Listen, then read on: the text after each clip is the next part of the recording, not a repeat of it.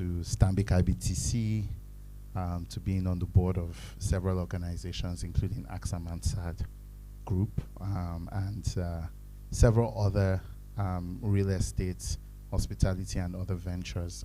He's somebody that is extremely critical and has been a mentor to so many in the financial services industry, and he's somebody I consider a personal mentor and lots of great advice. So first of all, let's give Uncle a round of applause for coming. Thank you so much, sir. Thank you. Thank you very much. Yeah, thank you. I'm going to allow you to tell your own story, sure. But what I would like to preface with is, as I was explaining, the big idea with this fireside chat, I'm trying to give younger people a sense of what it's like to really build in Africa, or from a perspective of somebody who has built here. Oftentimes, the kind of conversations we have are about people who've built elsewhere, or people who've built maybe within the last 10 years. And I think we would all admit that the last 10 years were very good, relatively, from an international markets perspective. And the conditions that we're facing now are conditions that this market has seen before. So like I was saying, I wanted us to have this conversation from the perspective of your founding days. So we'll talk for 45 minutes. It's just a casual chat. And then we'll have them, those in the room and those outside the room, ask questions. Is that okay, sir? That's very fine. Fantastic. So maybe we start from your story. How did you end up here? Thank you, Ian. And it's a privilege to meet all you gentlemen here, and for me to just imagine that a few years from now, hopefully, you'll all be successful business people, having built productive businesses, which hopefully you will be able to transmit to be institutions. Such is how communities, states, countries develop. The problem is, and I will say this, I'm critical myself, that it's not as easy today. I'm 69 years old. It's not as easy today as when I was, let's say, in my 30s. And I believe Atidor Peterside put that very succinctly when he said, at 31, people of his age had the opportunities to simply experiment and for the good ones to blossom. Today, there is almost a deliberate effort to cap and to suppress, the younger ones from exploiting available opportunities. Whatever the reasons are, I think in part, many of our successful, quote unquote, ones are afraid of competition, what you guys might do, and partly because we've, in a way, drifted towards what I call, and you all know the meaning, oligarchy. The oligarchs control things, and as you all may know, oligarchs generally are not the builders of assets. They strip and bleed assets. If they were otherwise, then the terrain will be expanded and will build the pie bigger, faster. Now, having said that, there are always opportunities. And the fact is, the younger generation today are doing far better than probably even my generation did 30 years ago. In part because you have flourished on a platform or on a higher frequency that the government is unable to immediately comprehend, and even if they comprehended, they are unable to get into, interfere with. So we've excelled. When I say we, Nigeria has excelled in entertainment, for example. In my time, it was difficult, if not impossible. And I know one of our several megastars whom I know very closely, familiarly. He had a running battle with his parents for quite a while, but thank God he's today a mega star. He was just generally unfathomable then that you wanted to be an entertainer, you wanted to be a comedian, you wanted to be a sports person, a footballer. Today, that has changed, and thanks to your generation, we've expanded that area of productivity.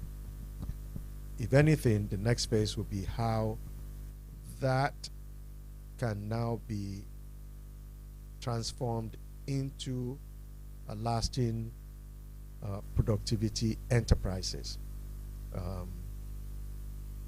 Maybe we'll get to the point where entertainers will continue to be rich until their 80s, 70s, 90s, but not all of them would be. You can't play football at 50. So when the money is coming in, you must be able to understand how to invest without falling victim to hustlers. And so that's why interactions such as this, I personally believe, are useful. And I would say there's an adage in Yoruba that says the elders have experience and the young ones have vision. And that's how Ile-Ife has been built. So you have to say it in Yoruba. Well, Omodegbon, Agbagbon la fi ko Ile-Ife, just to encapsulate it. So even as I speak to you, I expect these to be Definitely interactive. You know, so please feel free at any time to probe, to challenge, to question, and to comment on some of the things I say. I'm happy to be totally transparent and to share my experiences. One other thing is, it would be good to be the entrepreneur. It would be good to be the arrowhead, to be the proprietor. But it's not every time that you are at your best when you are number one. A president could be incredibly successful, build a legacy of governance as the president. But don't forget, he doesn't have to be a genius. But he has a coterie of advisors. And that's why they say some of the best ones, they're never afraid to hire smart ones. They're not afraid, they're not, I think it was Clinton that said, the best vice president is one that is smarter than you. Because then you know someone can quickly draw your attention to something. And you, aside from the fact that he has spent and continues to spend money on Trump's presidential enterprise, you can see already the fascination of even the narcissist Trump with Elon Musk. With all his words and all, but the fact is he's an acutely intelligent person. He operates at a level that most do not. Take his money out. He's daring. And I will compare that also to the richest man in Nigeria, arguably anyway, Dangote. Dangote is irrepressible. He's infinitely restless. And every time he makes additional income, his burden is he doesn't sit back. He's thinking, okay, so what can I do next? Okay. So for all the faults sometimes that you find with people, and as you can see, even Elon is being attacked now in the US. Danger of mixing politics and business. For all the words and all you can say and find about Dangote, he's infinitely consumed with creating additional value. Like you and I, maybe, he would prefer to take the shortest cut, and he could be impatient with administrative authority if they don't quickly get what he's saying or what he's asking for. And so if I were in his shoes, I'll be seeking, grabbing, and fighting for the shortest route to what I see and I want to achieve. So he does that, but at least he's throwing everything back as much as he can. He pays his debt, and I believe today Dangote Holdings or Dangote Industries will be the highest taxpayer in the country. That is saying something. So anyway, back to basics. How did I get here? The first thing is, I would say, education. And there's a difference between going through school for the sake of getting degrees or certifications and going to school for the sake of actually learning and imbibing, okay, the lessons and the utility that education gives you.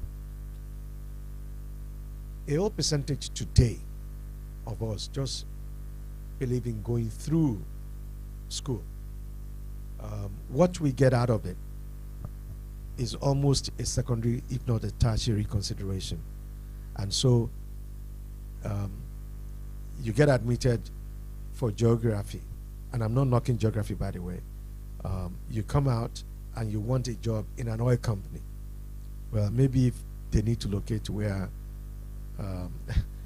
Bonnie is, they might get you. But I hope you get what I'm trying to say. So education is important. And for some reason, I was fortunate. My parents were not particularly educated in that sense. I wasn't the first person to go to secondary school, nor was I the first person to have a college degree, but my parents certainly didn't have college degree. But they were intent on my being well educated. And my dad always set goals for me.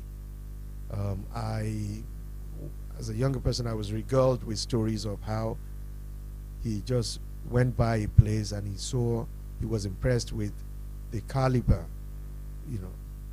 by his estimate anyway, of these little kids going to this particular school. And he wondered, who are these kids? Oh, they're, kids of elite, blah, blah, blah. And he said, okay, my own kid must come here.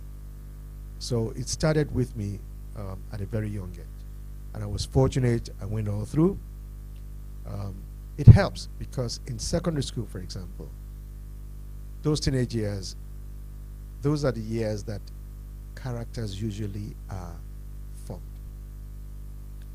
It's an important element in growth that sticks with you through your life. It's character, character, character, almost in every aspect of life. So even if, for example, you were a CEO, if you're someone of a very weak character, invariably, quite often we know many that have been destroyed. Okay, we have a case now in our National Assembly. It's a matter of, to me, it's a question of character. Because no matter how, once you are in a particular position, you just have to recognize that that office must impose some constraints on you. So just think, when you go for job interviews and they ask you, what experiences have you had? At a time in the United States, if you had military background, for example, you've been in the Army, you've been in the Marines, or you've been in RSPA or something they called it, that's when you join the cadet unit in college. It's a major plus. A major plus. Now, the reason is they believe it's shaped and affected your character. So you're likely to be strong, you're likely to be resilient, okay, and you are likely to be a team player. So if you then crown it with college education, it's a massive advantage over the other candidates. So character is important. I studied in the United States. If I were to jump, after secondary school, I studied in the United States, I put myself through school, by and large, and then my first, I will say, fortune. So in my school was a relatively young man who had just completed his PhD and was an assistant professor or something in the school, just as I was getting there. Years, fast forward, we became friends. He was friends with my uncle, who is late now. Very good friends, but I got along very well with him. Fast forward, I came back to Nigeria 8 or 9 years after, did my youth service, and I wanted to start work, to look for work. I was actually looking for work. Then there was a change in government. Then we were having all this spate of coups and counter coups and all of that. Anyway, by luck, a gentleman by the name Professor Ibrahim Gambari became Minister of, then it was called External Affairs. Today it's called Foreign Affairs. And, you know, I saw him to congratulate him, and he said, Shola, look, let's do this together. So he invited me to be a PA. To me, that was an exceptional opportunity because it exposed me to administrative governance at the highest level. And because he knew me, he trusted me, he allowed me certain latitudes that actually exposed me to some decision-making processes. Okay, he challenged me quite often, which was good. So from that point, okay, I walked in casually one evening after work to an office where a bank was just starting, and they had quite a few of my friends working there. I already told myself I would be in the private sector, not so much in the government sector. So I walked into the bank. Of course, they had closed. Everybody had left. But one man was there. And just as you and I are sitting now, he engaged me. And we chatted for like 30 minutes. And then I went away. That was it. A few months down the line, my friends were looking for me. My friends who worked in the bank, they really didn't know how to get me. So they, I remember a friend's wife was working in the bank. She told her husband said, it's my friend, I know how to get him. And he called me and said, Shola, come. They are looking for you at NIB. What did you do? Or you used the Badon Jazz, you know? it seemed strange. Out of the blues, they were actually looking for me. And I said, okay, I'll go in and see them. That I remember I chatted with an Indian guy, or he looked Indian. He was actually Pakistani. So I went back there. And the first person I spoke to, would you believe, was Yemi Cardozo, who is now CBN governor. And said, look, you did this. Anyway, we'd like to have an interview. That's how I got to work at NIB, which was then 40% owned by Citibank. But I'll digress just a little. Before that, I was actually looking for work because I knew I didn't want an extended career in the civil service. So I was taking the opportunity to look for work. And one of the places I visited was UNDP, United Nations Development Program. And by the way, I was a bit, should I say, gutsy. So I just went in there and I said I wanted to see the top guy, the director. I think his title was executive director. He was away. So the secretary was curious what I wanted. And an executive secretary, so I discussed with her. And then she said, okay, would I mind coming back the next day? I said, okay, I could. So I went back the next day. And she said she spoke to her husband about meeting a young Nigerian that she thought might be good for the husband to have a chat with. The husband was the either GM or executive director of African Reinsurance. So I met with a guy, and right away he gave me an offer.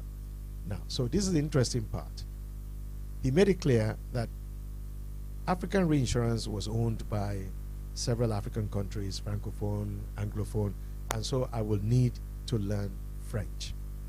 I would travel a lot, so my salary would be combination of FX and Naira. I think the FX value alone was way too high for my imagination. So I started taking French lessons at Alliance Française until NIB came up. So I needed to make a choice. And so this is an interesting part.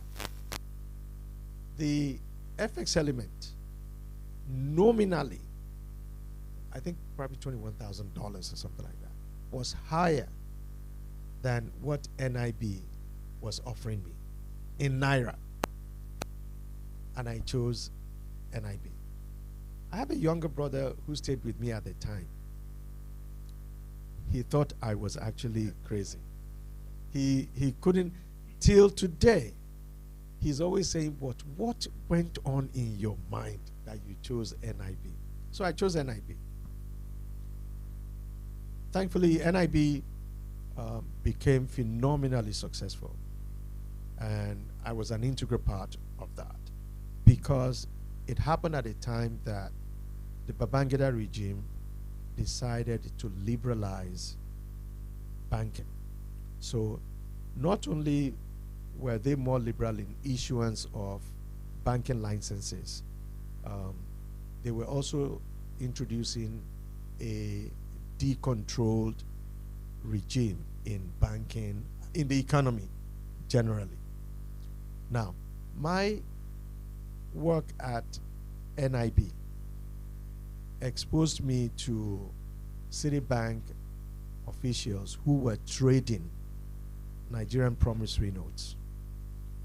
And because I had done a write-up about promissory notes, somehow by default, I was one of cheap hands who understood it.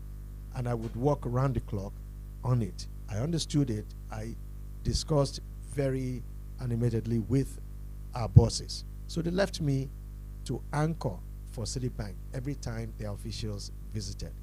So when they visited, I was the one that would go to CBN with them. I was the one that would follow up with CBN. And so that deepened my knowledge in the first instance. I created a network of friends in CBN, and I had a good network of friends with Citibank. So the Babangida regime was now more liberal with issuance of banking licenses.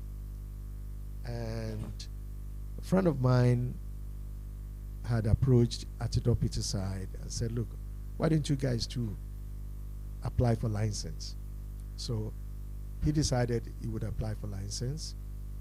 One of the good things he did, it was fashionable then to make sure you had one or two generals on your board or as equity holders. In fact, you literally give them sweat equity. And it became their lot to get the license for you. So we went a different route. We didn't want those guys who would be too much of a burden to manage. So we looked for old retired civil servants like Philip Asiodu, successful entrepreneurs like Chief Akinkugbe, who started Palm Chemist in Ibadan.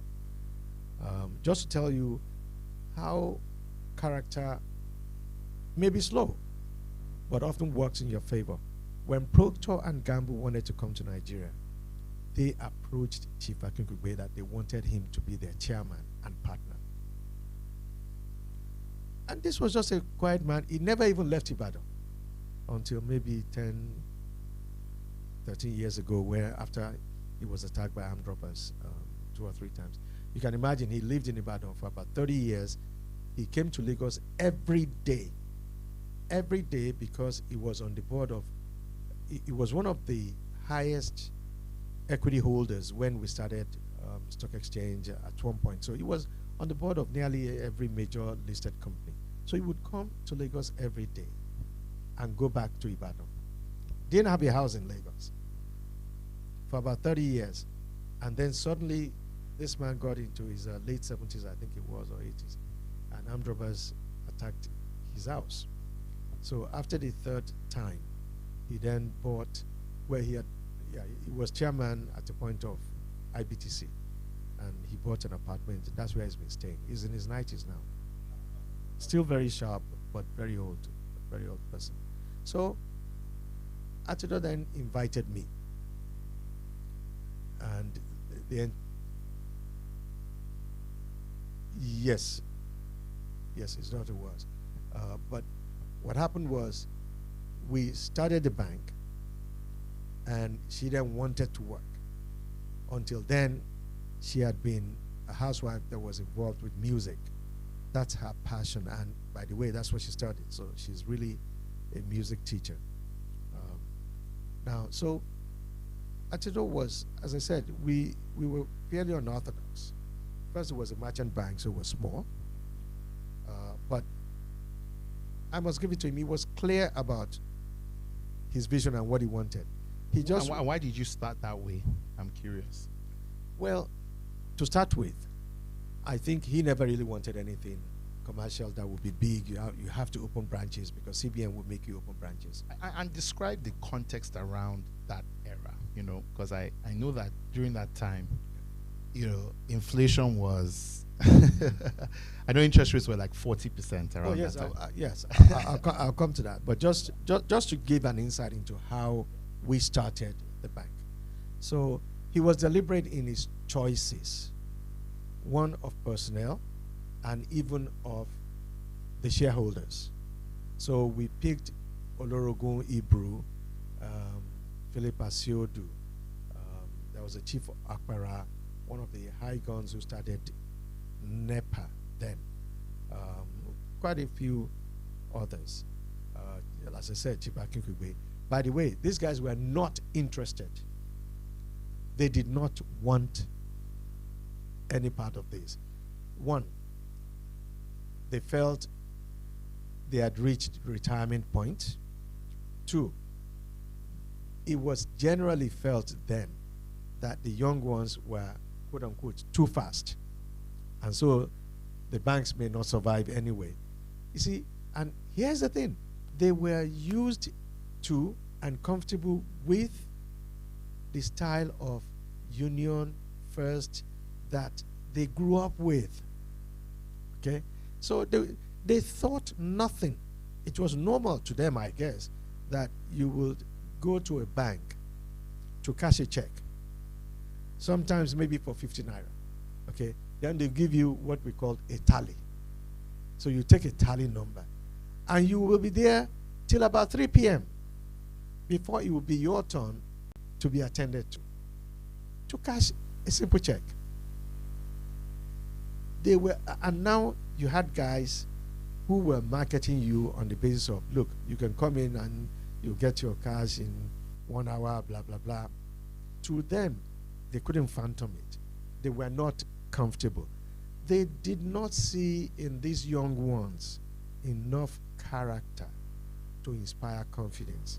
So we had to use different ways to entice them. I believe Adeeyo spoke to Chief Philip Asiodu. And Chief Philip Asiodu was one of the palmsecs, super palmsecs, by the way, of the 60s. I remember we wanted him to be our chairman. He actually chaired the first board meeting after we got our license from CBN. And then he calmly told us and explained to us that, look, guys, I like you guys. I think you'll do well, but this will be my last board meeting. I've accepted to be chairman of EcoBank, and the government just came out with a regulation that you could not be chairman of 2 banks. So he would rather EcoBank than we weren't even Stanbic than IBTC. You can imagine. So he liked us. He thought, yes, we were fine, but look, why do you want to be chairman of a little startup when EcoBank transnational was already there? His friend Adeyemi Lawson was there. So he wanted to be chairman of a bigger entity, justifiably.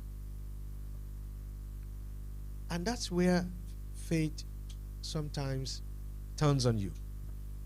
So, and by the way, to start a merchant bank, the share capital was 6 million naira, something less than $500,000 then. Most of us, as I told you, we were owner managers. So most of this, half of these shareholders were young people. The other half were these older people who reluctantly, by and large, joined us. You know, paying for the 5% was not a problem. And if I may tell a funny story. So Chief Olorogun Ibro, God bless his soul, he was like, look, I like Atidor, he's been my banker, but you know, he didn't want. So we decided to use his first son, Oscar, to approach him. And the man just wouldn't budge. And Oscar said, okay, Baba, you know what? Take it that you are lending me the money, and I will go and invest. That's how and when the man invested. And he still didn't accept to be a director. We wanted him to be a director. And you know, one of the things you must do in this country is you must represent every region. So he didn't want to be. So he didn't even put up any name, and Oscar was not a director. So by the end of the first year, because there were now so many applications, the government decided to increase, and in any case, we really seemed undercapitalized.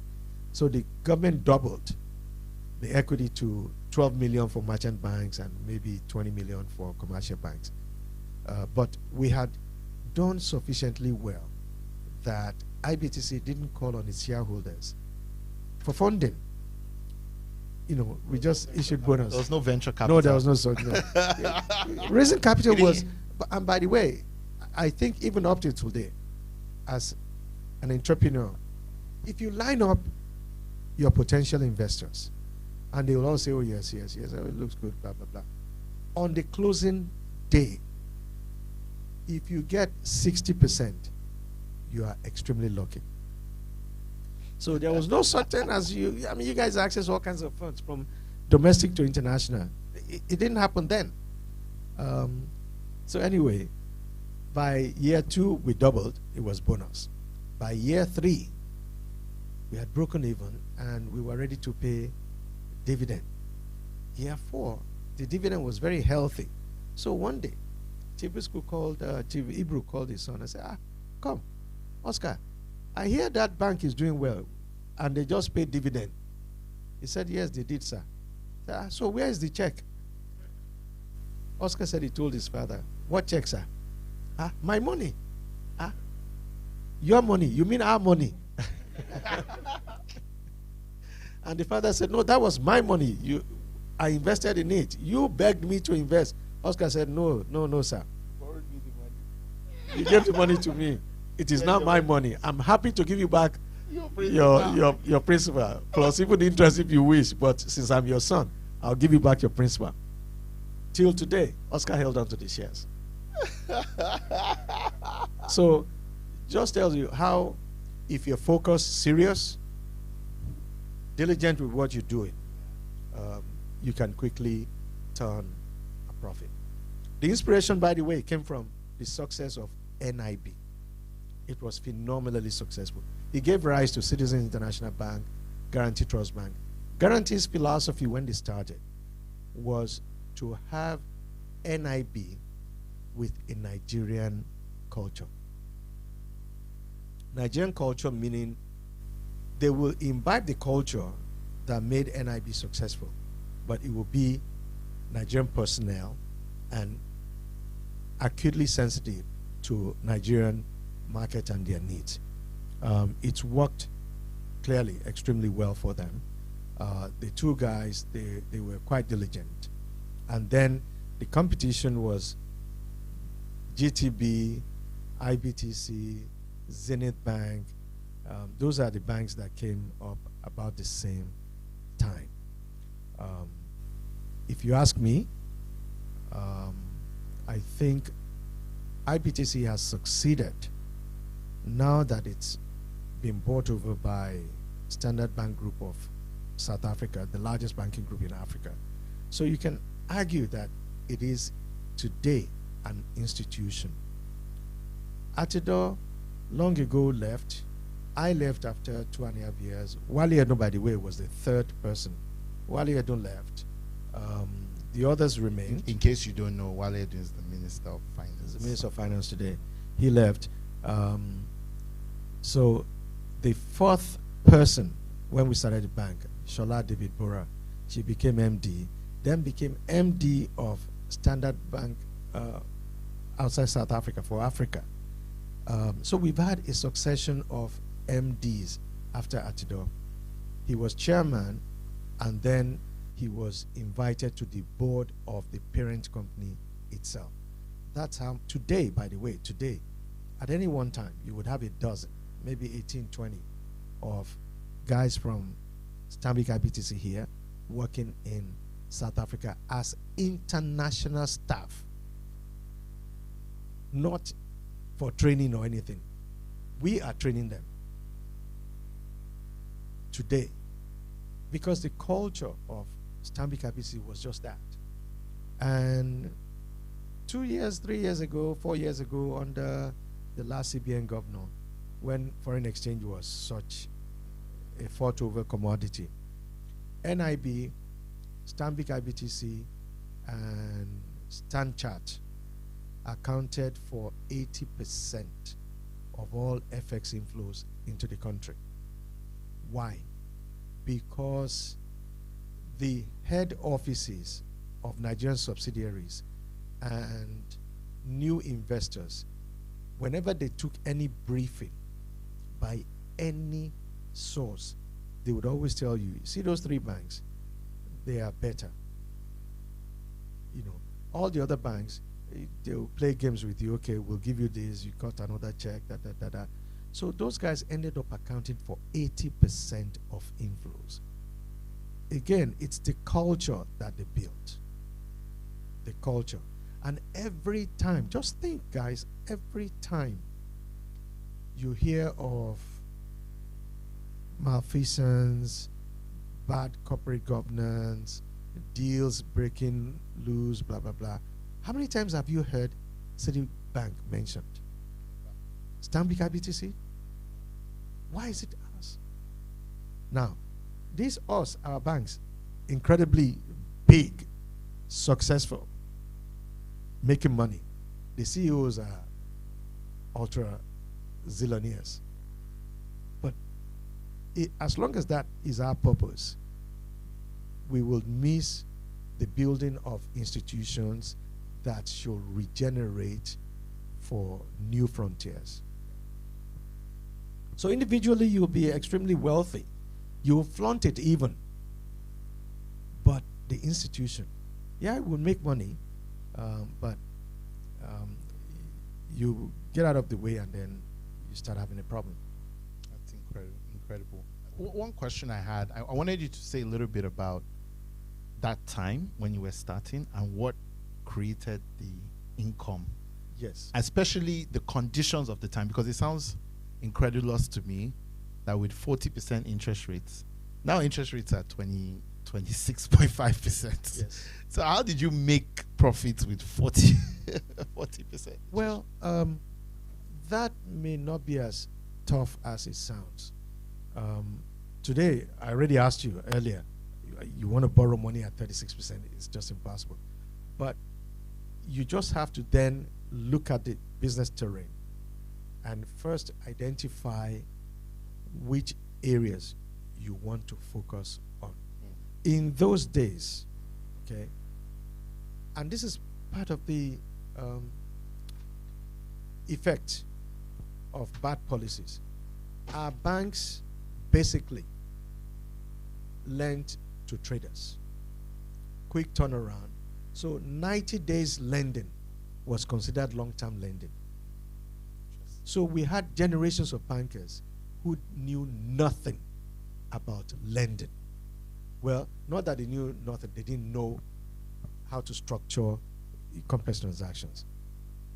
And when Soludo introduced the 25 billion recapitalization, so guys were suddenly flushed with money and they really didn't know how to lend them, because everybody was grown on 90-day cycle. It was just basically trading. You open letter of credit, blah, blah, blah, and then you recycle it. And so the 36%, yeah, you share it with the trader and everybody was happy, so it seemed. But after the 25 billion recapitalization, what you then found was some banks went abroad to poach Nigerians that were already working with the major Deutsche Bank, Bankers Trust, Citibank, Chase Manhattan, as it still was then before it became JP Morgan Chase. What it did was to also change the remuneration scale. And you then found the competition for these few guys who were ready to come back meant you were now paying them almost at par with what they were getting before, if not more. Eventually, it outstripped what they were getting abroad. So that's when the mega packages started. So you will just, at IBTC, we defined, okay, the medium, small scale businesses that we will deal with. We calculated, not always right, but we had very low non-performing loans, if any. You'll identify those that you want to do business with. You just define your niche. But it was tough, yeah, it was tough. But we did it. We did it. And give us a picture. What would you say? I mean, you had to sink or swim on the basis of the profit you brought in. So what was the defining characteristic of the culture you had to build to survive in these times? Especially given, the influences of the time, competition. What kind of discipline did you have to build? Yes, there was competition because banks were being set up every other day. Not main banks, but there was also liberalization of licensing of finance companies, as we call them, and mortgage banks. You only needed 5 million to start a mortgage bank. And so every young man or woman that had made a deal and made 400,000, 500,000 naira then felt they couldn't be disciplined, they just resign and go and start a mortgage bank. And of course the effect was we had a wholesale collapse of the system at some point. Mass failure. In the case of GTB, GTB had made money financing many of them, but when crunch time came, and I believe they had commissioned a study, it became Harvard Business School case study, they literally closed down their financial institutions unit and turned it into a debt collection unit. They sacked nearly everybody, but it worked. It allowed them to refocus and revamp the bank, and it took off again. So it was not an easy time, but we always had this headroom of foreign exchange differential. Now, most banks, you'd have the personnel in treasury, in management, doing deals, getting rich at the expense of overall economy. Now, you had a handful of banks where the management would plow that slush income back into the main banking business itself. And so some survived, most failed. I think in 1989 or 1990, when IBTC started, we had 130 banks. One man had 3 licenses. If you had 2, merchant bank, commercial bank, it became a trading tool. It became a trading tool because you just go to CBN every week, collect FX, and then you sell to your clients. So it was tough. You can always, look, we're smart, we're resourceful people. So defining how to make money has never really been a problem. It is how you make that money and how you deploy yourself and the money after. That is always where we, Challenges. yeah. What would you say the most defining lessons from, from 1990 when you started IBTC, and just based on what you've seen across the landscape, what would you say the most defining lessons were? Okay, what I can say for, and of course I have to default on IBTC because it's a personal journey, personal experience. One of the things was, I believe I speak for my colleagues. At the bank, our primary purpose was to build the finest merchant bank. It was like an ego thing. It was competition amongst you and your close friends that, look, you're running a better bank. You know, because I remember a few will call me, a few friends will call me. They were CEOs. Oh, Shola, what are you guys going to report? So it was a question of who was making more profit, and then some people would sit down, do analysis of the results. And in fact, I believe Atidor, if I remember correctly, Atidor told me that, look, when they look at our financials, okay, in London or New York, the absolute figures might be nothing, might be no more than what they spend on coffee, but the ratios across the board will be such that those guys will take a second look and say, what are these guys doing? If your EBITDA is so much, your gross margin is so much, profit margin is so much, how the heck are you doing it? So they'll be forced to now do further analysis on your financials. And if they came to the same conclusion that they're good and true, then they would come for you and they will want to know you. Because then, to even open correspondent account, they would actually do an analysis. What today we now call KYC. Yeah, but they'll do due diligence on you, yeah. So it was, but look, the climate then was difficult. It wasn't easy. And I remember I personally, when they first invited me to be part of the startup, I told them, look, give me a week or two. And they were like, what are you thinking about? You're getting a banking license, you're a banker, you're working in a bank. Now you're going to be a part owner of the bank. What? I said, no, let me think about it. And one evening, Wale Edun came to me. We used to hang out at the Polo Club then. He came to me and over a drink, he said, look, surely, 20 years from now, your children, they would have a right to ask you, when your mates were scrambling for banking licenses, where were you? And I think that did it for me. That did it for me. So it wasn't always easy. It cannot always be easy. Otherwise, everybody will be doing something. It cannot always be easy. So today, it's tough, but if you look hard enough, the environment will still provide opportunities. There are always those opportunities. It is how we are able to exploit them. Now, you may need a brother here or there. You may need a friend here or there. But if you're focused enough on what you want to do, hey, we've built unicorns from here, where you don't even have power supply here. Predictable power supply. And yet, this is a basic raw material, if I may say, for that line of work. So still made it happen. What would you say? Can you tell us about the biggest challenge you faced during that time, like a particularly terrible day from that period? Well, you will never forget. Well, for me, after I left IBTC incidentally after 3 years, and I just started to do business on my own, and that was because it was becoming a distraction. That several people were coming to me for different reasons to do different things, and I wanted to spread my wing.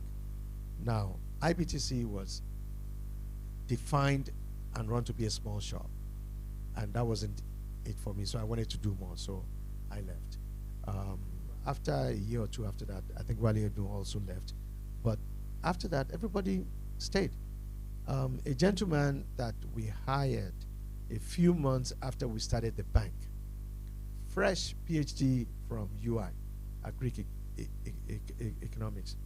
And I still recall Adeeyo explaining to me that, there will be a need to do lending in agriculture because the government was going to put emphasis on agriculture.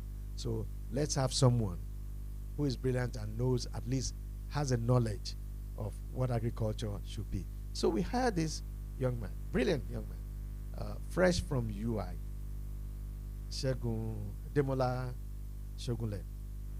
Demola Shogunle went on to become the MD. He became the MD after like 25 years or something. A brilliant person, yes. But we hired him so we could have someone guide us in doing our Greek lending, which again goes to defining what you're about. So I think you have to give it to Adeeyo as the CEO then. You define what you're going to be about, and then you get your team that you know are comparable. So when you sit down, it was unusual for anybody to simply speak way out of context, let me say. So that helped. So in that, to answer your question directly, for me personally, after I left, I was fairly fortunate. But I would say the biggest in IBTC was the day Soludo called Bank MDs. He simply entered the room and announced that he was going to raise the capital requirement to 25 billion, and he wasn't taking any questions. So he was getting Adeeyo. She got up, she yelled, "What? How can you just announce something so fundamental and you say you're not taking questions? You need to explain to us, blah, blah, blah." Soludo didn't take any questions. But in retrospect, one of the best decisions that any central bank governor ever introduced in Nigeria. Why do you say so? Because it changed the color of banking entirely. First, our banks were now adequately capitalized. So initially they needed to lend anyway. That was the whole idea. They needed to lend to productive sector. And if I flip it around, there was a time Access, GT, Zenith, they became the banks in Ghana. And if you know Ghanaians, they're extremely nationalistic to the point of some xenophobic attitude. But with Nigerians in particular, it's more a competitive thing. They hate to love us. Let me put it that way. So their Minister of Finance thought it would be a good thing to help Ghanaian banks, and then introduced a policy that foreign banks, majorly Nigerian banks, will need, I think, $30 million equity, and they had to do it within a year.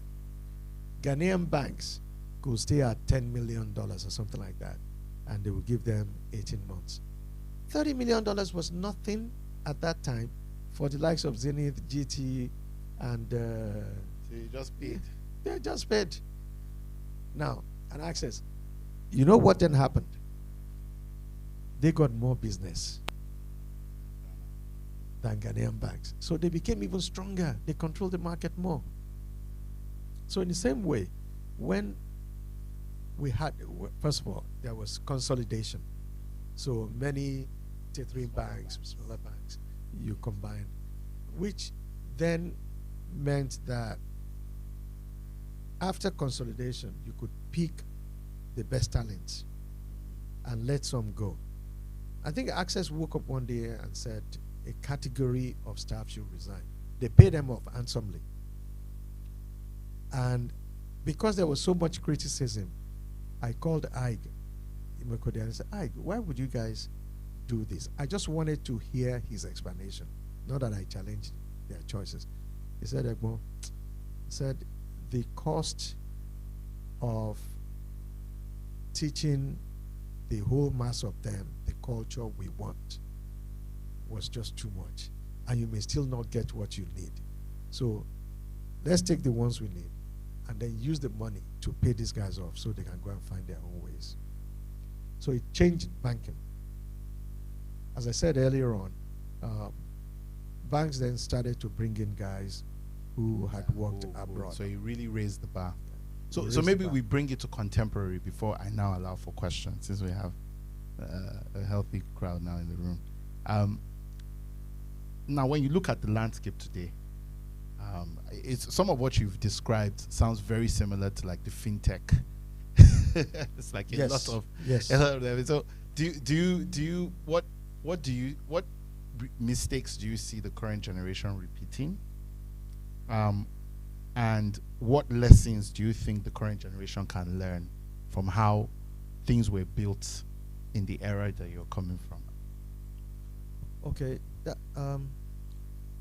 I may sound simplistic, but I think it's generally said that this current generation is driven by one thing: money.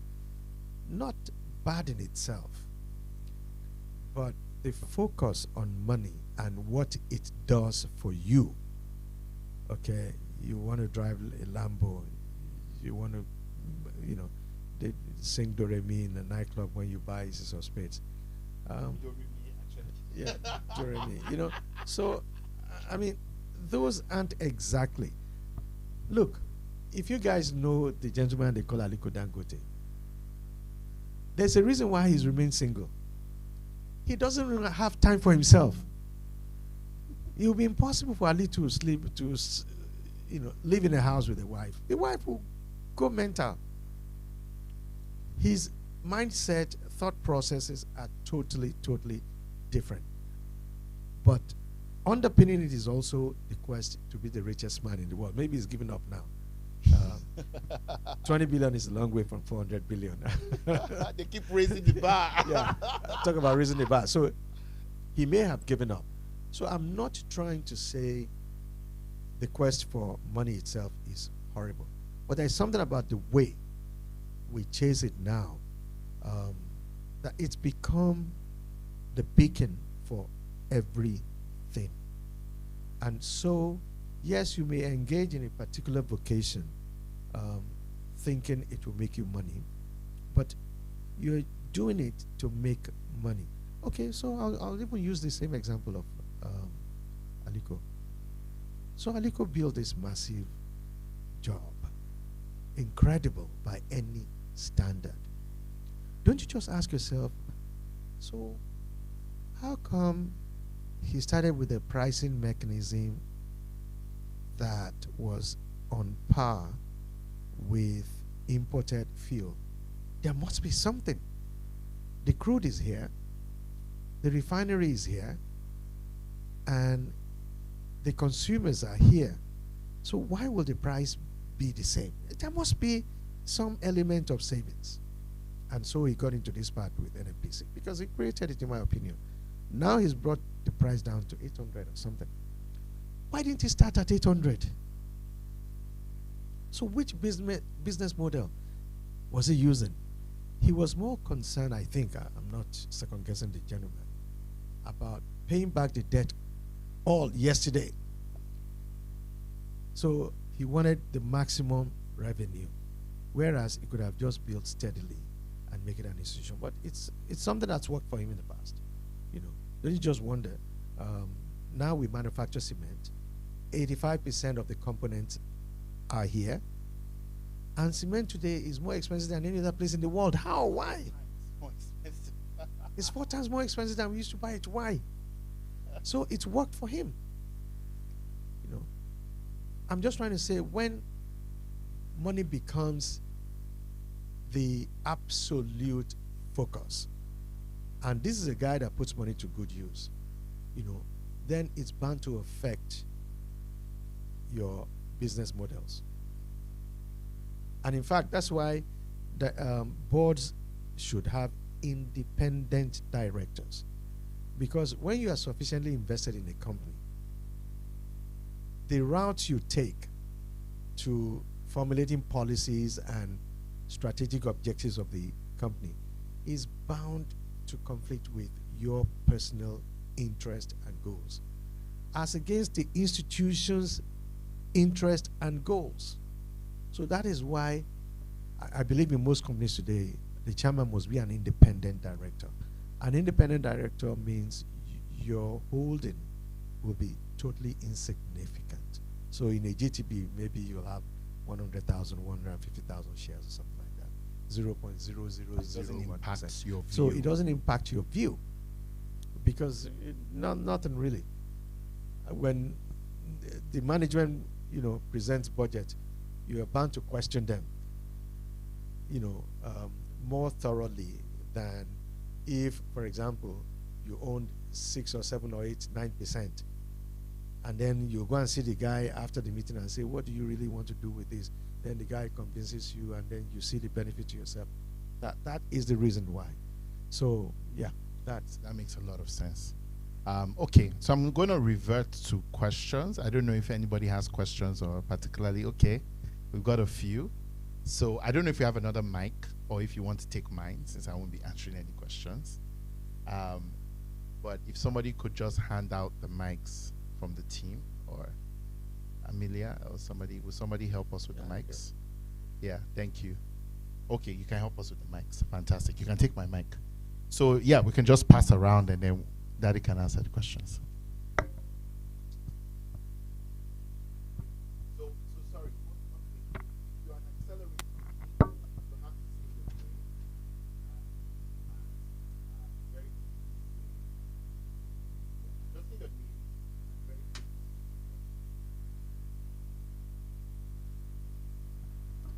All right. Good evening, sir. Good evening. My name is Oyeyinka Oyekon. Number one. From Lagos?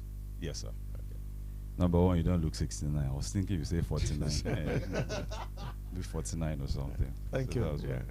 one. Number two, I worked with Stanbic IBTC for 8 years across 3 verticals. So I felt like shifting my cap to the other side all this while. So thank you for that. Yeah. So right now, I migrated to fintech space, and this is the question. How did you guys do it then?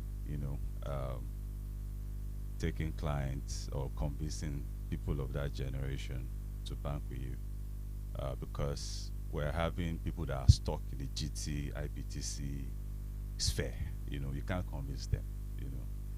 And they are stuck with Zenith. So how did you guys grab people from First Bank, AfriBank, Union Bank, and the likes to come with you? Because there's a big trust deficit in the system. One, the financial system has gone through 2 recaps, if I'm correct. There's been a lot of proliferation of, should I say, Ponzi scheme organizations. So trying to push a fintech, they just think, oh, you guys are one of them, And no matter how much you explain that you're backed by or regulated by SEC or CBN or NICOM, as the case may be, there's still this deep, trust deficits. So how did you guys do it during your own time? That's a very, very good question. And maybe I'll talk to you after this, because I know a few people from the Oyekon family. Yeah. Some of them were my seniors in school, Bambo, and trying to remember. Okay. It's a very good question. As I said earlier on, when we started, it wasn't, no, not yet. It wasn't easy getting customers, because even those that were related to you will tell you, he boys here to fast you, because meanwhile, while you are trying your best to get these same people, the guys from the old school are telling them, don't trust those ones, they are fly by night. But you'll keep at it, and meanwhile, you'll make sure you're doing the things you're doing them well. However, you must do something different, because you were not going to offer them the the old service anyway. So I'll use an example. Tayo Adeeyo, God bless his soul, invited me to the board of what then was GT Assurance. And it then became Mansard after a consortium of private equity from offshore bought it. After it became Mansard, I then pitched the idea of health management organization to the MD.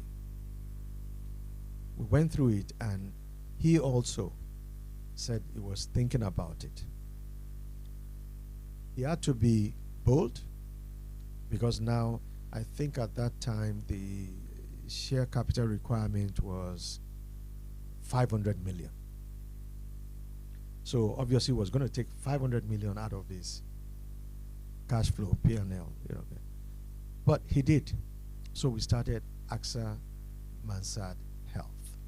Now, there were some that were already existing. Nigeria by then had started NHIS, which was meant to be like the CBN of the regulator of that industry.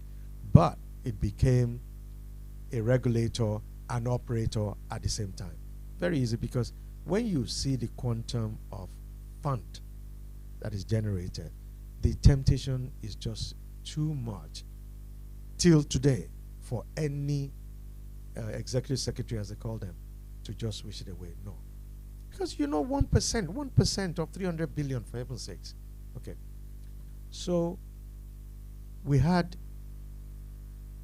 a guy in charge, brilliant guy, extremely hardworking, and the joke after a while, even in Paris, was that this guy was on steroid.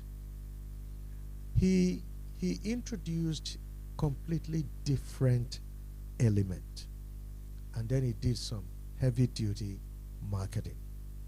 So you would have, like today, cards are common, everyone has ATM card.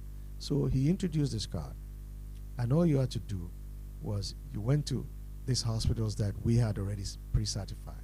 You present your card, and straight they'll give you treatment. It seemed simple today. It didn't exist then. So you have to wonder, if you as a patient went into a hospital and you said, oh, you have health insurance, they would have to first of all go and check with the health insurance, which is they'll probably write to them. At best, send an email, and then an officer at the other, they will have to wait. Meanwhile, you need treatment, so you may now be forced, if you needed serious treatment, to pay first, and then you go and cash later. This guy changed that, and then he put himself into it. If you got admitted, he would come and visit. If a lady was having a baby, they will come with gifts, blah blah blah, all of those things. So he created service and value. So he didn't just, it's not just that you'll be knocking doors and hope they'll have mercy on you. No.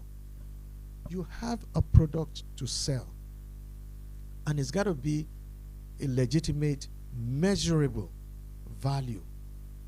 With that, in time, okay, it would work for you. It's a patient, dogged, diligent game.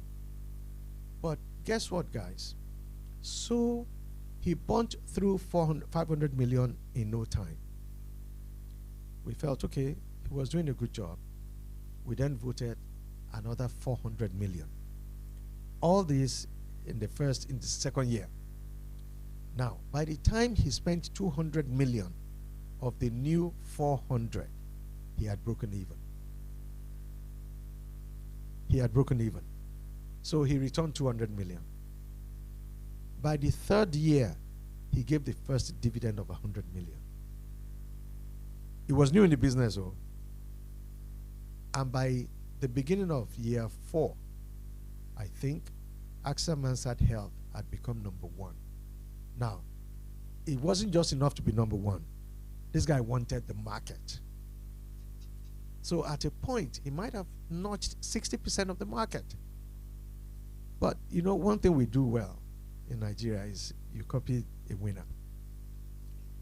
So suddenly, you know, health management organizations were just coming like every day, every day. And it was easy. If I know your dad has contact, you know, in 5 big companies, Chevron, of course I'll just hire you, and your job is get us Chevron. And, you know, so a lot of that was happening. But one company that has copied successfully would be Leadway. They actually hired number 2 person at AXA Mansard Health. They hired him, so he came with the playbook. And today they are number 2. As a matter of fact, they boasted that by next year they will outstrip AXA Mansard Health. They boasted. They actually told me a few weeks ago. So you have to have a measurable value of service. You can't just go around and say, oh, we'll do it differently. No. You have to show it. Aliko has built the largest single train refinery in the world, okay? He's learning now to be a trader in the downstream business. He's the least experienced person there. So he's going through a steep learning curve now. And in 3 years' time, maybe, luckily we have some other guys who are also coming into the business. Sir.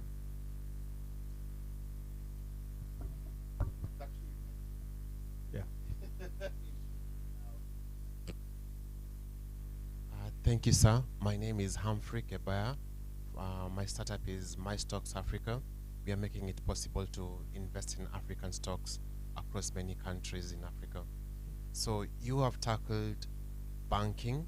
You've talked a bit about insurance. I'd like to know your thoughts about capital markets in Africa and wealth management, and what would be someone's critical success factors to look out for. That's another good question. Not my area of strength. And rather than wing it, I would suggest you invite Temi Popola, Oscar Oyema, Haruna Jallo in CSCS. I think they would give you a far better perspective than I would. What I've done, if anything, is criticize all these guys more. But that's because I'm on the other side, having to deal with them. So I get, critical about how they do some things. I mean, you see a share price, and we had it before during NDD. Share price will be static for 9 months, and then in 6 months, it will go 10 times up. And then it will remain like that for another 1 year. Something is wrong. SEC cannot tell me that it's impossible for them to see it. So either they genuinely don't see it, or they see it and they ignore it. It's too complex for them, time wasted to go into. And so those smart guys who can, they are exploiting it. Yeah, thank you. Good evening, sir. Thank you very much for your time. My first question you already answered. It was about character and confidence. What I learned from what you said, answering his question, was character inspires confidence. They may not believe you the first few years or the first few times, but if you keep at it and you keep going, and you're able to deliver that measurable value, you get the confidence of the people you're trying to attract. So thank you for that. My second question now is, you kept saying something about speed, and what the older guys were telling you was, you guys are moving too fast, or you guys are too fast. And we have a dilemma in the startup ecosystem today, where there's this pressure to move fast, because if you don't, there's a competitor somewhere who's going to just who's just going to take over your market. And so there is this trade-off of speed versus quality or stability, let's put it that way. So I'm facing a similar challenge right now where every day someone is sending me a message, hey, have you seen what this startup is doing? Have you seen what that startup is doing? And I'm like, this is eerily close to what we're building on my team. I forgot to introduce. My name is Temi. My name is Temi. I'm building AI-powered conversational conversational translator. So the way I'm speaking, if I was speaking Yoruba, you could hear me in English, and I could hear you in the language of my choice. And we are post product. We are in revenue right now, and we have products in the markets out there. We have customers. Okay. So, thank you. So what I'm saying, my question, back to the question is, how do you play that game with speed versus, just building slowly and steadily, especially when you are an African startup with very little resources? Yeah. Okay. Thank you. Good question. I think you've taken the use of the word speed or fast quite literally.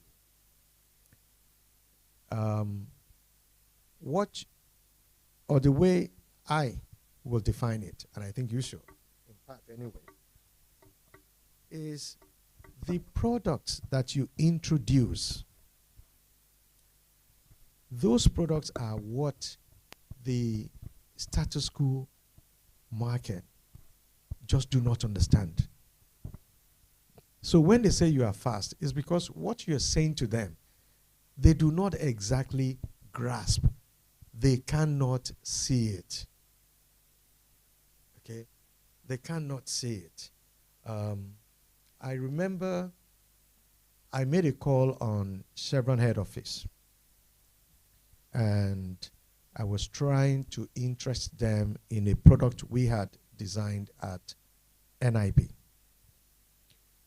in which they would buy certain things like Nigerian promissory notes at the time at a discount, and then redeem it for Naira, which would translate to a far higher exchange rate than they could get if we quoted.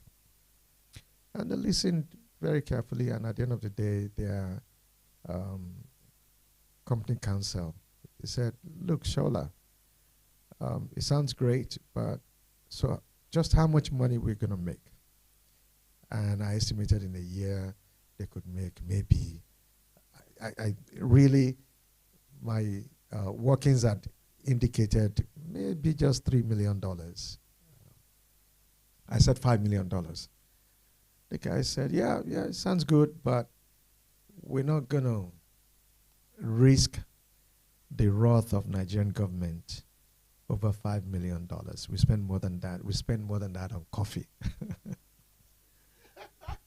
Now, the guy just couldn't process through, or they had doubts that there were gaps in what I was saying.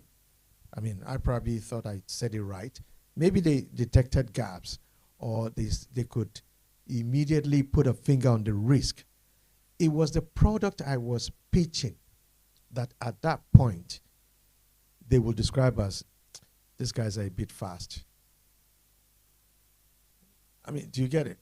So in the same way, when AXA Mansard Health started, he introduced some novelties that even the hospitals didn't quite understand.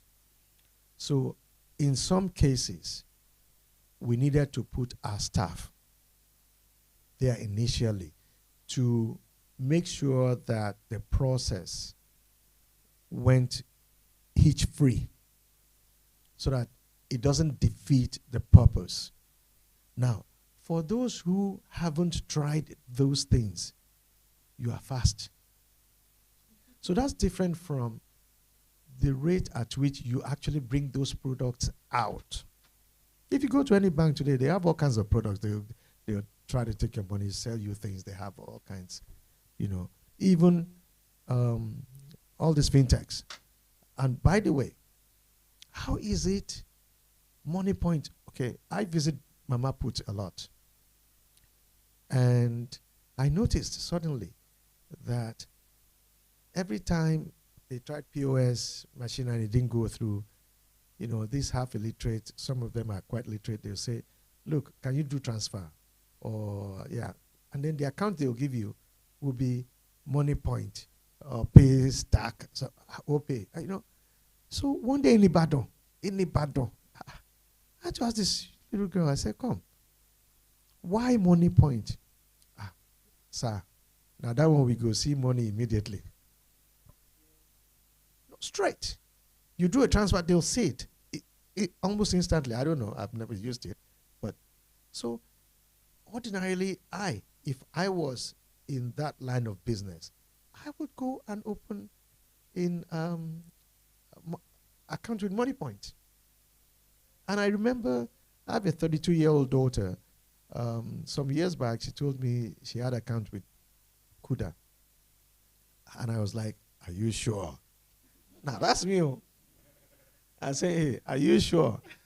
You know, if these guys lack funding, they may just disappear, or, you know, are you sure? And the poor lady was like, no, but Dad, they're fine. Well, I'm not saying they're not fine, but hey, just be careful. So to me, Kuda is fast. I mean, I hope that explains the context. So you have to work on your product. That's the first thing. Make sure it works right, consistently, and then you have the challenge of how to pitch it.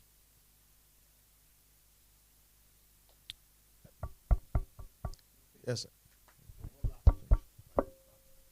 Thank you very much for joining us, sir. And good evening. My name is Omopobola Ojoami.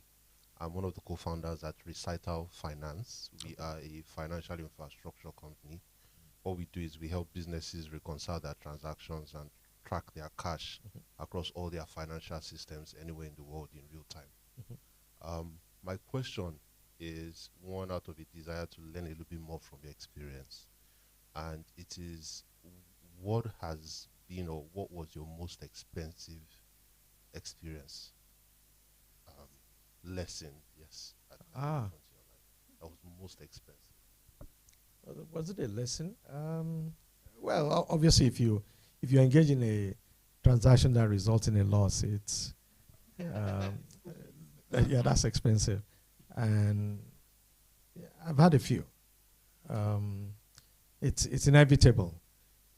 As a matter of fact, I developed the mentality of a trader because I was weaned in treasury activities.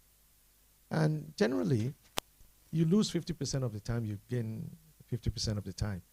But what you find is the 50% that you make money, you make a quantum bigger than the 50% that you lose. So at the end of the day, you're in positive. So readily, that would probably be the experience. Oh, I invested in Starcoms. That was incredibly expensive. And it was one moment bad judgment. And I remember a friend of mine was high up in a bank, and he had said to some of his guys to come and see me. So the guys were trying to get me to do business with the bank.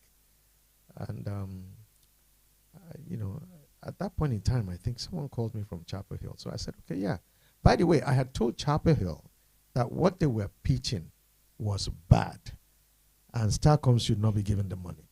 And then here was a banker sitting in front of me and saying, sir, our guy said, whatever you want, we can give you. I said, okay, finance Starcoms now. And the guy said, yeah. He came back the next day, and they gave me this phenomenal amount of credit. I took it without really thinking through. So, yeah, so it was, you felt like, oh, big boy, you know, now the bankers are coming after you. And I went in head on. Never even came up for air from the water. It sank from day one. It was a bad deal. So yes, that was a very expensive lesson, but it then brought to my consciousness thereafter that don't ever think, or don't put yourself in a situation where you make a hasty, silly judgment. It's important. It's very important. Mhm.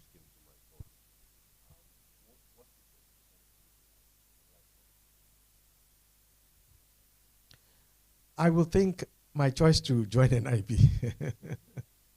it changed trajectory of my life. Totally. Because instantly, it gave me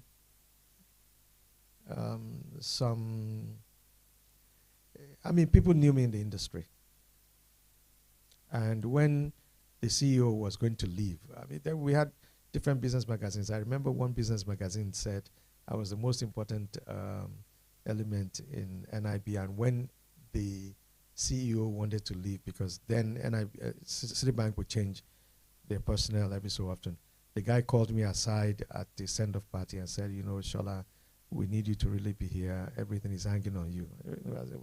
It was just that I could market well, and I brought a lot of business from the oil companies and stuff like that. So yes, joining NIB was certainly, maybe aside from marrying my wife.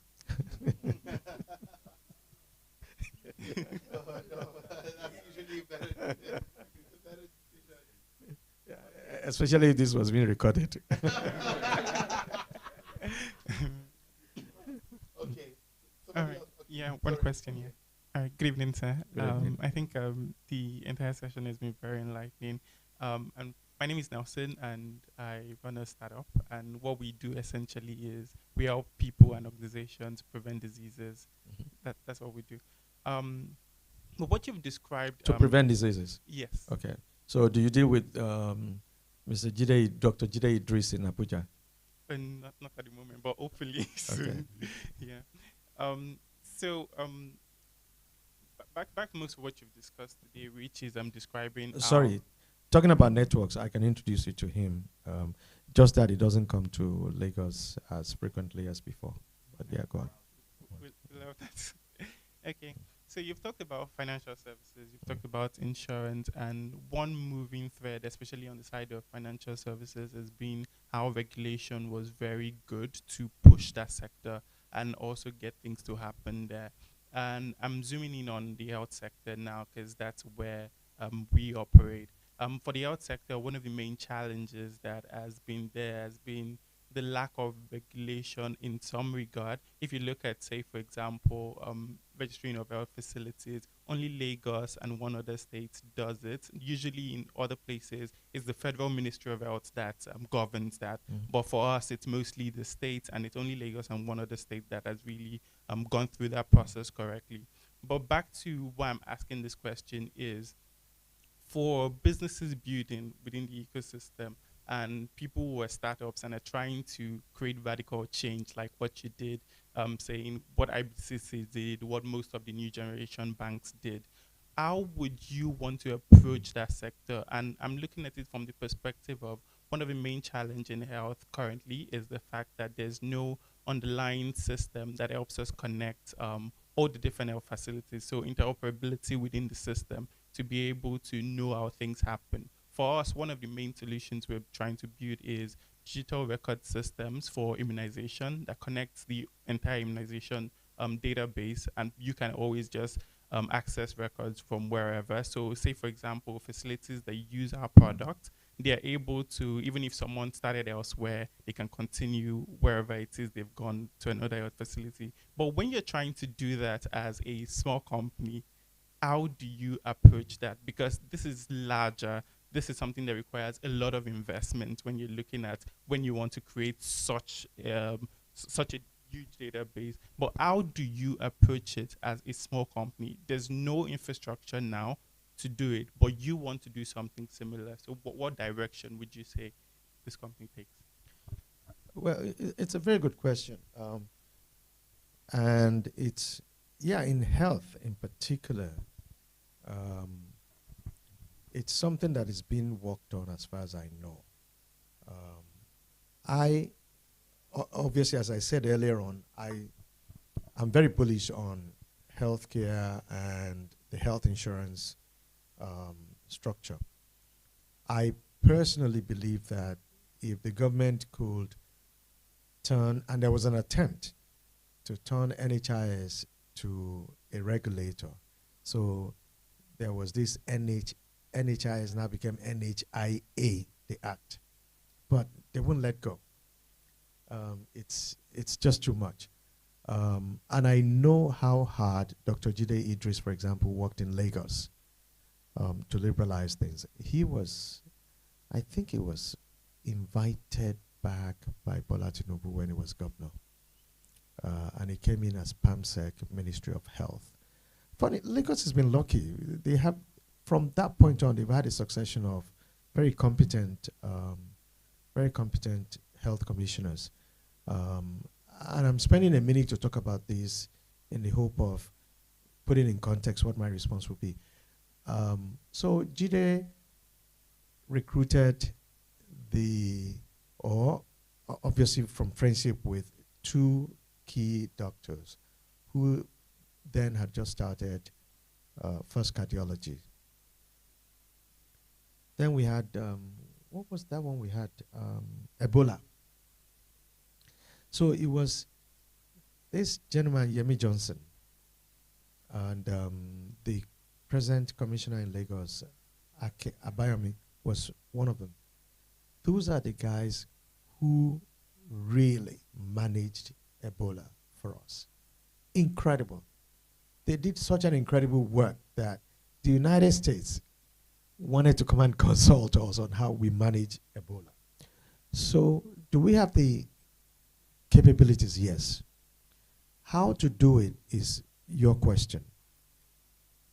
I know there are actors in that field, but if you're a small company or a startup, you would have to team up to have a critical mass so that you can have a voice. That's one. Two is, in the case of health insurance or healthcare, when they were going to pass this legislation, one of the things that the companies did was to walk through NESG, the Nigerian Economic Summit Group. Why? Because, one, their job is to research on governance policies. Two, if NESG presented something to National Assembly, it would be difficult to ask for money. Because NESG is just a group of volunteers doing research on policy matters. So if you ask them for money, they don't even have enough money to run their own secretariat, and they will tell you. But the National Assembly recognizes the fact that these guys at least are better than their own resource people, or at best let them interface. So that's what I can say. But I know we have some actors in, I'm trying hard to remember the name of a particular lady. Her first name is Claire. She's very well known. Yeah, Claire Mache. She's very well known. So she could be a good voice for you too. And she's very smart and aggressive, by the way. So she's built a name for herself in the industries on one side and even government circles on the other side.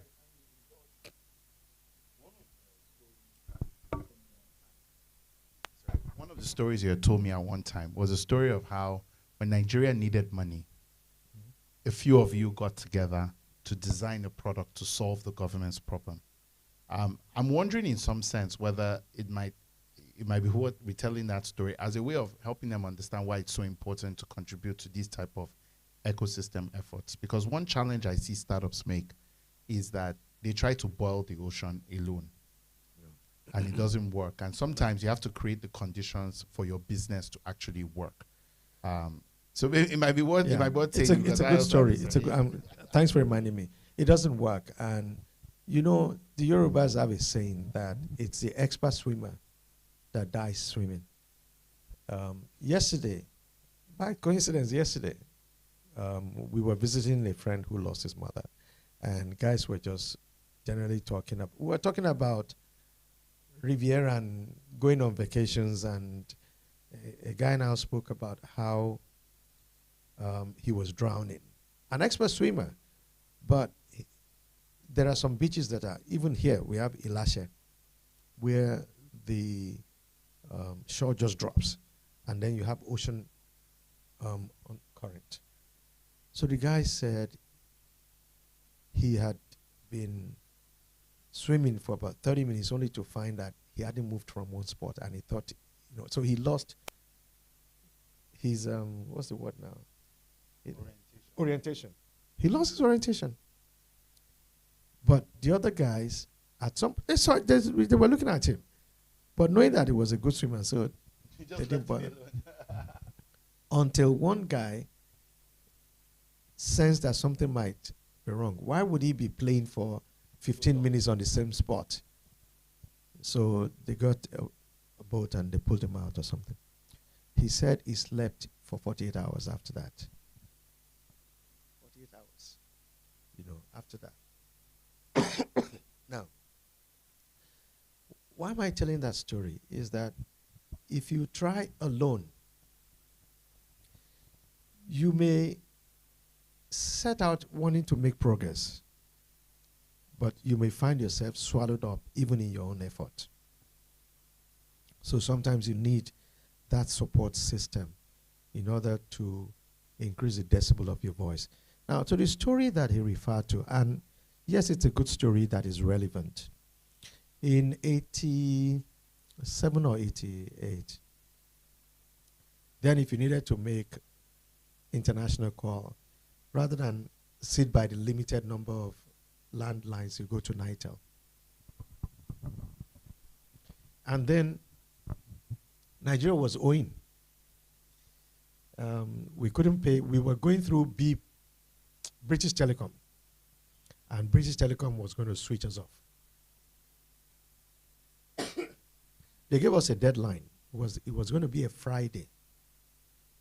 And what happened was, because NIB had prepared to operate under a deregulated regime,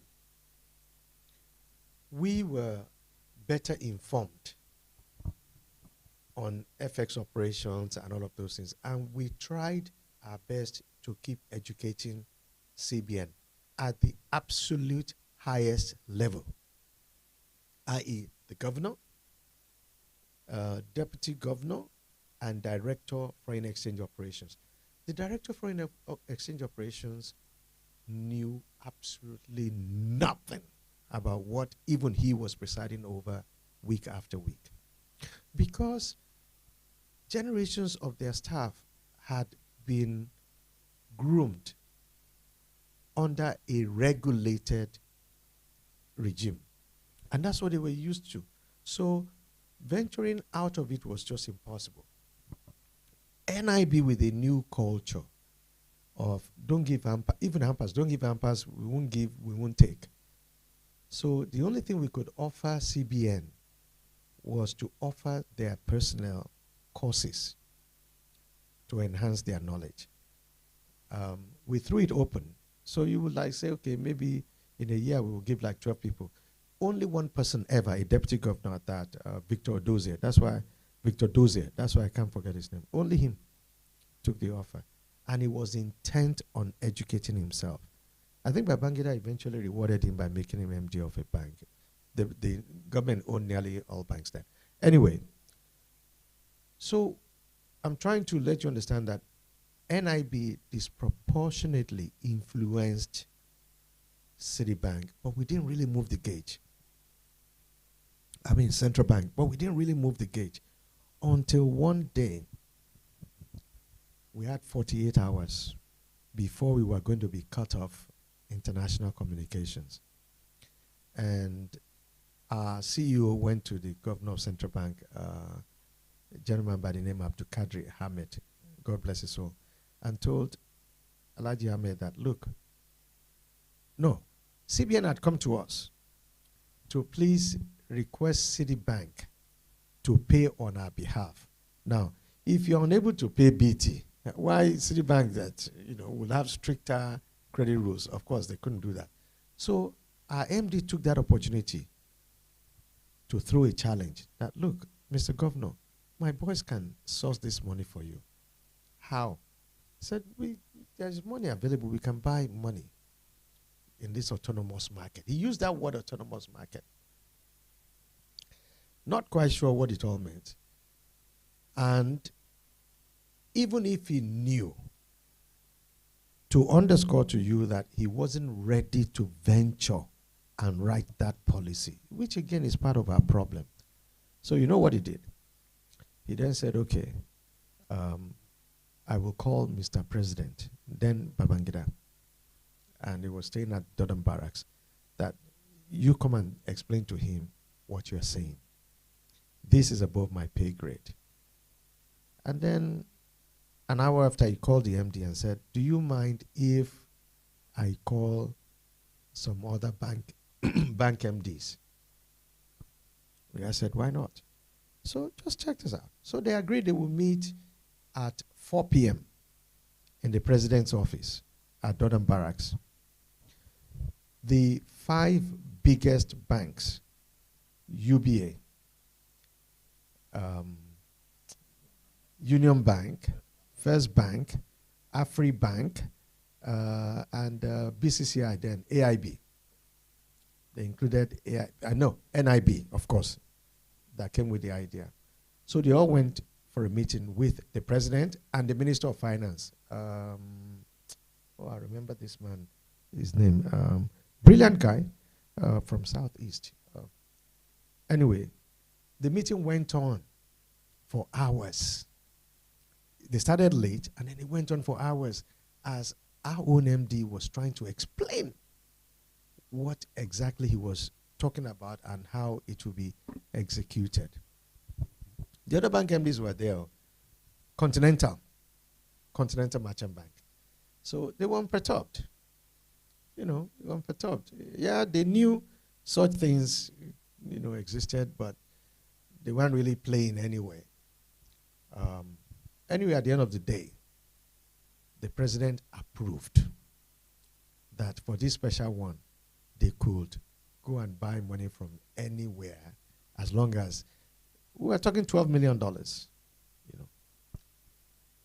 Our MD came back to the bank just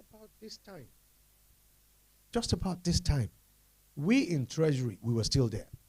And the guy was so excited. He said, I knew my boss would still be here. So we sat down. We had our strategy for the next day.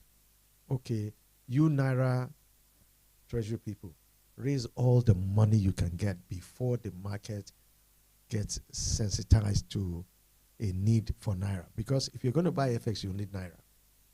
Then we, on the FX side, call all your customers. Buy the money spot today, and if they are waiting for their money to come next week, buy it forward. So we all knew our roles. The next day, 8 a.m., bang, our Naira people started calling. We were working the phones. By 10, the other banks, by the way, if treasurers called each other looking for money, they'll say, oh, call NIB, they are looking for money, or something like that. They have money. So they were giving away what they needed, but they didn't know. Because the other bank MDs, not only did they just go home to sleep, they came to the office the next day as usual, strolling in at 9 o'clock, 10 o'clock, before calling their guys to say, oh, the president said we should do this. And I remember someone like Bismarck Rwani was angry with his MD because he knew NIB was buying Naira, but he didn't know why. And he had given his Naira to us. He was heading IMB, it was called then, IMB's treasury. Bismarck was livid. He was very livid with his MD. That, what, you're coming at 10 and telling us about this. No wonder these guys were, anyway, by 11 o'clock or 10 or 11 o'clock, NIB alone had about $16 million.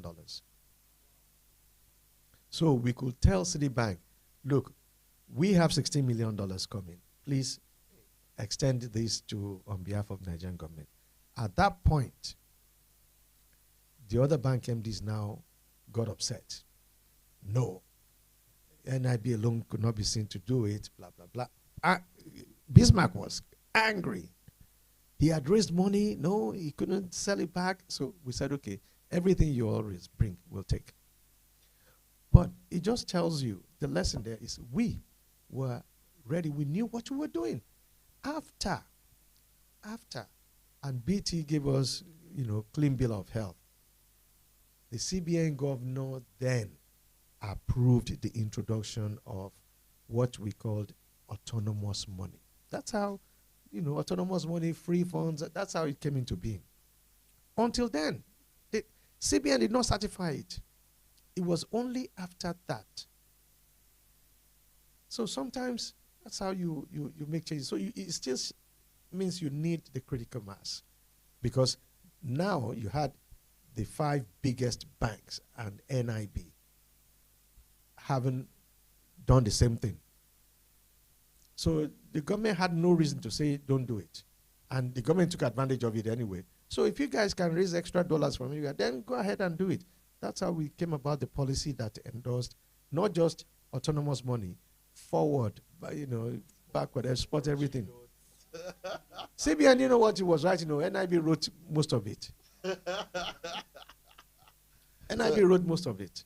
So that's the lesson, really, is that we'll take the questions there. And I'm going to take only 2 more questions and we must end, because I need Daddy to go home.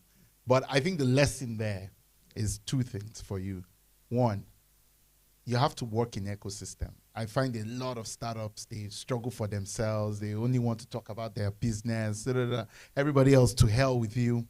In fintech, I always laugh, because most of what you see today that even led to these $1 billion. I remember sitting with, we used to call him Emperor at that time, in the room, and writing PSP regulation with Mr. Adeshonubi, trying to get it sponsored ourselves to India. Most of the other PSSPs did not even understand what was going on. And that was why Flutterwave was able to get enterprise clients very fast. We already knew the opportunity because we created it. So startups need to really understand that. The second thing is, don't be afraid of people who are ignorant of an opportunity. All of us here, right, we can see, if you see a live chicken, it's only if you understand where to sell it that you know that that chicken is valuable. Mm-hmm. Some people see live chicken in their neighborhood and they just point at it and say, you understand what I'm saying? This is just chicken.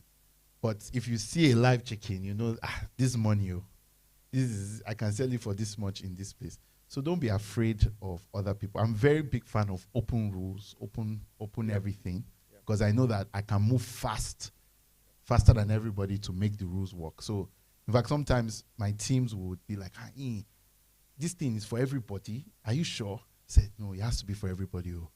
If it's not for everybody, it will not be legitimate. Yeah. So that's the lesson there. Quickly, 2 more questions. Thank you so much. Thank you, sir. I'm really privileged to be here. My name is Daniel Chinagazi. I run an incubator in Aba, Onitsha, and Asaba, outside of Lagos. So I'm going to be asking you a question about secondary cities. You know, a lot of the efforts we have made over the years have been about Lagos. If you check most of the banks, most of everything we do, 60% of the customers, if some business is up to 90, all the money they make is here in this town. So, but I have a problem. 100 kilometers radius of the city where I live, that I can drive to any point in 3.5 hours, have a 65 million captive population, you know. But I struggle to get finance. I struggle to get data. If I need investment, if I need anything, I need to come to Lagos. Because even with insurance, everything we have done in insurance, if not up to 60 or 70%, is Lagos and Abuja, probably. And secondary cities, nothing is happening there. And we've not built that economy. And I'm interested in building that economy. I'm trying to ask questions, say, how can I stop fighting? Like, for example, my competition with investment is a container. Like if I want someone to give me $10,000 in investment, he will just calculate in his head, with this $10,000, I can bring in 3 containers and sell it in 3 months. That's who I struggle with for investment. And I see bright ideas in those communities. I see problems we can solve for larger number of people within a circumference that can contribute as much as Lagos is contributing. So I'm trying to ask, how do you champion a new economy, really?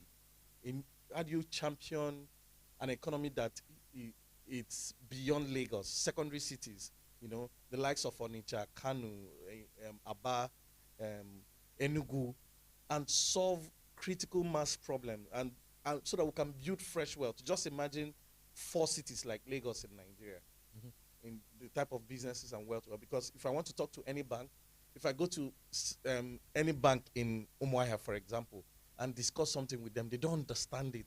I have to travel to Lagos and have 5 minutes conversation. The person you are talking with, he gets it, because that's where all the decision is made. You know, how can we build strong economies? How can we solve problems like this? You know, because if I want to sell in Lagos, I'm selling to a Chevron or a company that is structured. But my sell is to a man that has an unstructured business. Before you can help him build, you want to take him online, you first of all need to help him structure his business. Tell him there's something called CAC. I have to register your company, you know? So how can we really solve this problem? Sorry if I'm taking you outside of. Well, it's a very good and legitimate question.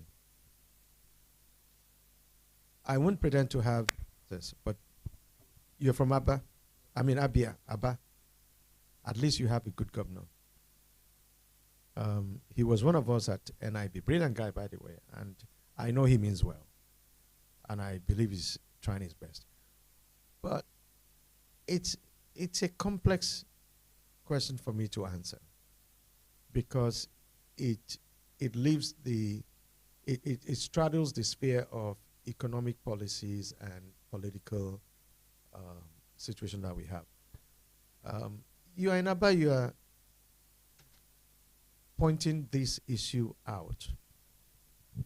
You know, next door in Ogun State is the same thing.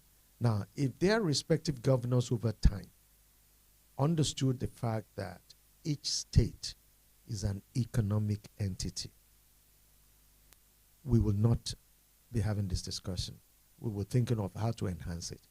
So, Ogun State, next door to Lagos that you've pointed out, they can't even hack it.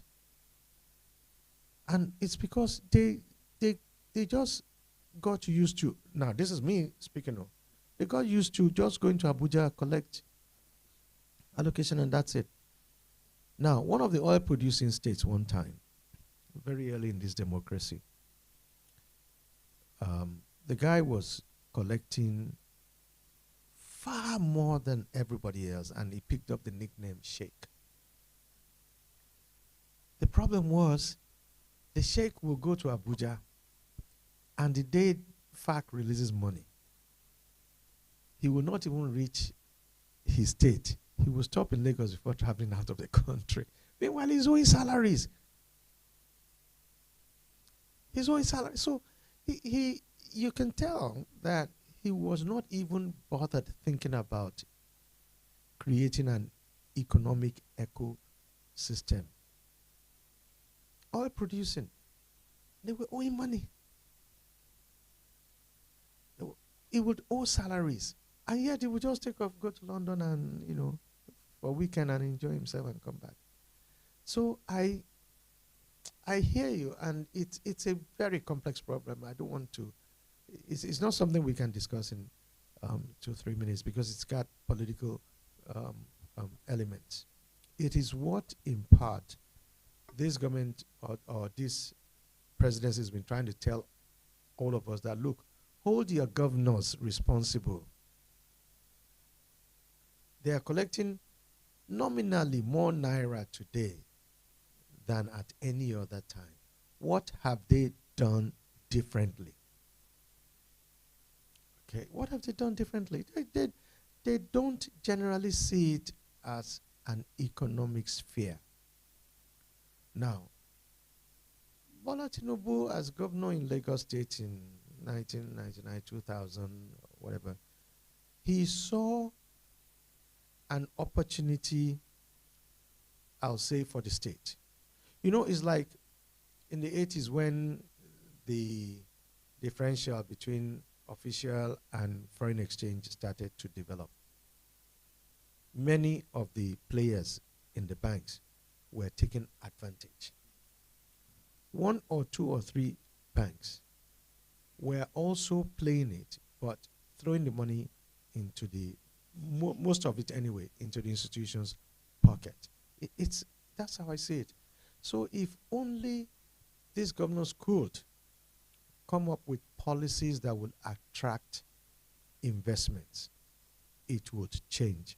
Even that community that you're having problem explaining your products to, which you can get in Lagos.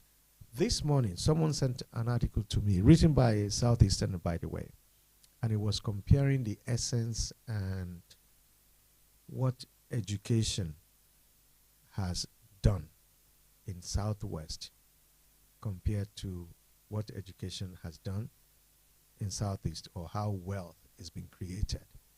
The individual wealth that's been created in the Southeast, he proposed, have been limited and not well applied structurally. Whereas in the Southwest, education is being applied in a manner that has seen many more of their,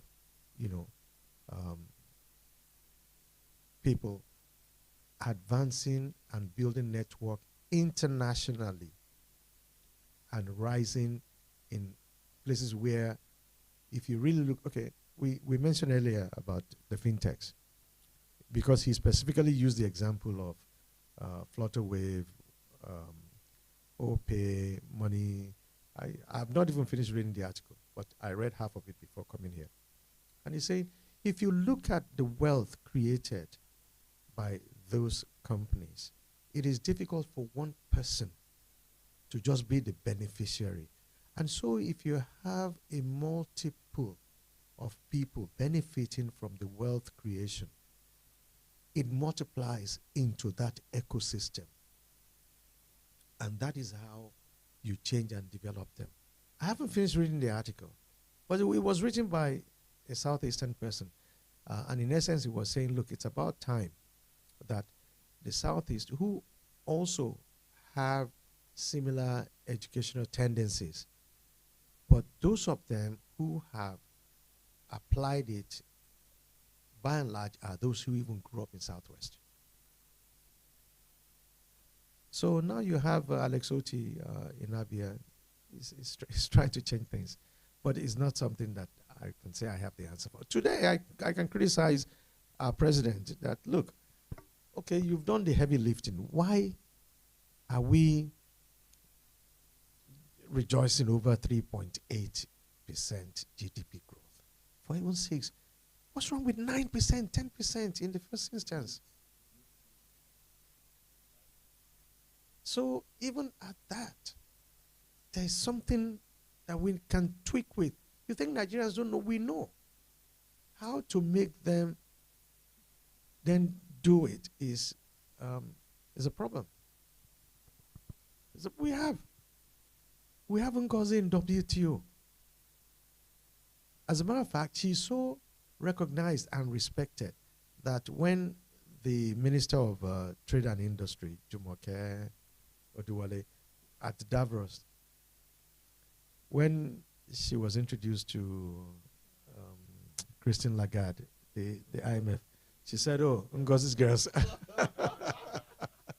But if you really, and that was a compliment. It means they have accepted that, okay, Ngozi is a powerhouse. So there's, to her, this young talk trying to, okay, Ngozi's girls, we've seen it before. So we don't see it ourselves. We're not even given the platform for such people to blossom. And we're still talking Southwest too. Now, a young lady, very young, Damilola Ogunbi. Damilola was tapped by Fashola. And so what can you do? Well, blah, blah, blah. She was in charge of Lagos State Electricity Board or something like that. So when Buhari became president, Oshibajo tapped this young lady to come and head rural electrification area. So after that, okay, after that, the re-election of Buhari, the Minister of Power and this young lady didn't get along anymore because she wanted to do things one way and maybe whatever. Yeah, Mama Sala. So, but all the while, she was busy extending her own horizon, which is what this article was talking about. So, with you and their eyes on you, and she got the job for sustainable, yeah. You know, big ideas.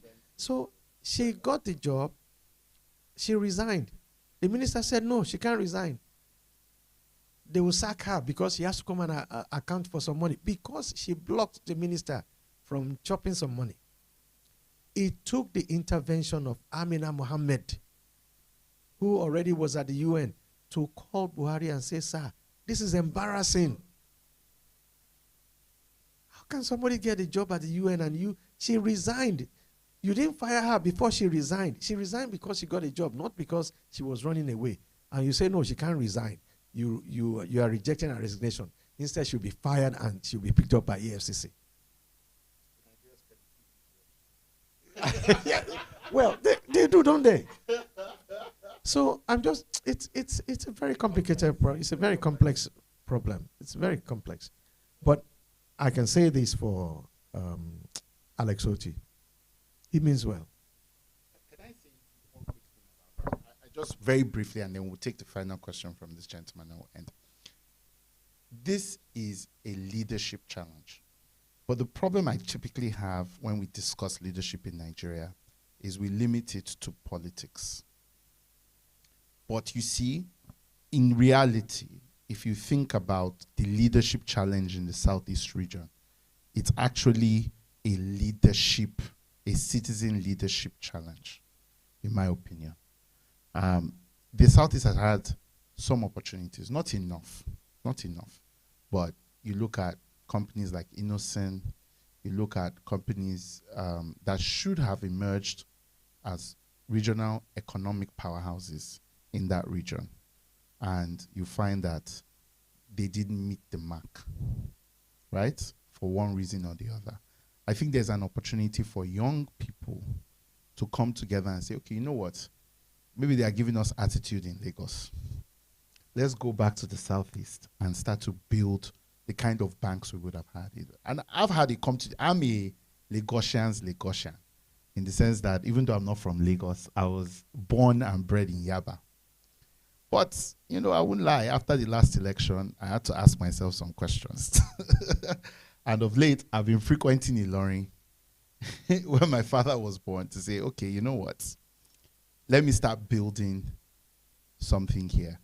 But you see, it's a lot of work. It requires you to reach out to those who are exposed and to come together with those like minds to build something where you're from. It's easy to build where others have laid the foundation.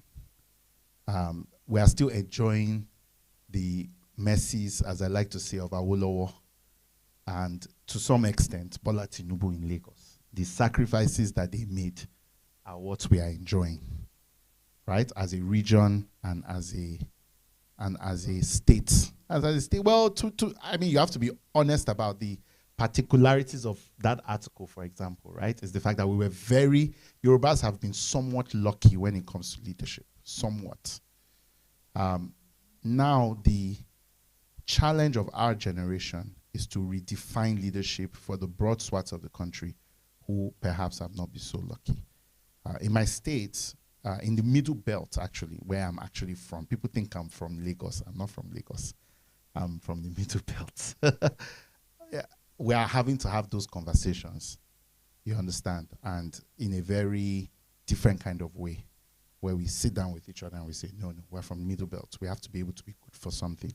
We identify what are our competitive advantages relative to the country, relative to the world.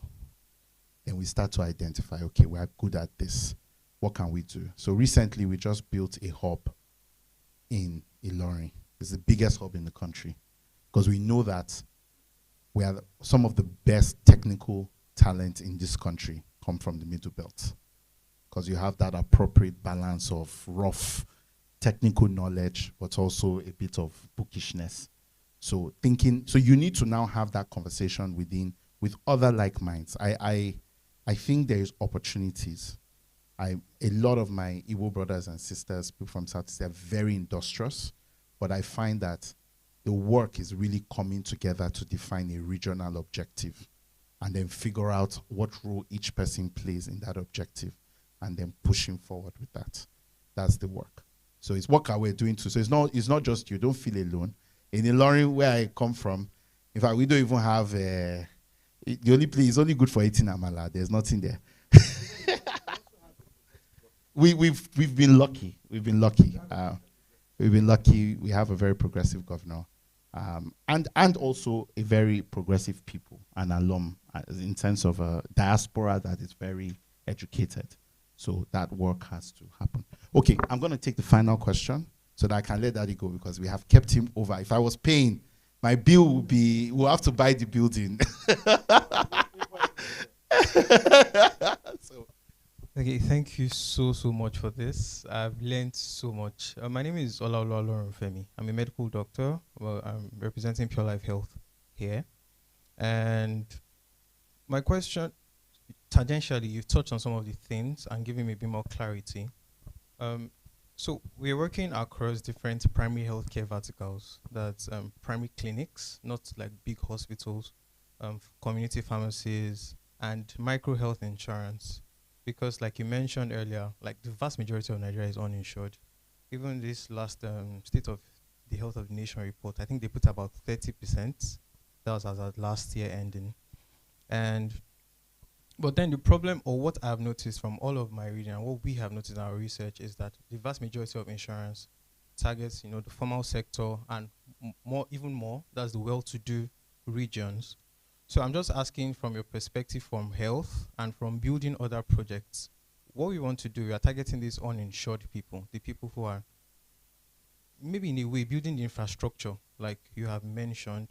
But the problem again is that, especially with these economic times, the disposable income, quote unquote, that people can afford for insurance keeps reducing. So from your experience so far, that's building or working on AXA Mansard. I know AXA Mansard is building up AXA Pass and other micro health insurance plans too. We're even hoping to work with you on that. But what advice, what perspectives will you contribute that we should be thinking of that makes this a non-disposable for these people who normally not prioritize health insurance? Because I would say that out of all the solutions or things that we are building, that will probably be the biggest challenge that we are having. Thank you. Yeah, good point. By the way, I ended my tenure at AXA Mansard 2 years ago, so I'm no longer chairman, and in theory, I'm not directly involved anyway. I'm still very much in touch with them, and it's still a good organization that I would recommend any day, anywhere. Now, speaking me personally, much as I consider my interest as social investment, in which case, if I build a hospital, I'm not looking to make money. What I believe, however, and this is why I have worked with some people in the past, as in the run-up to the NHIA, is that if the state government can insure just their employees, public servants, it would be a critical enough mass, okay, to introduce universal health coverage.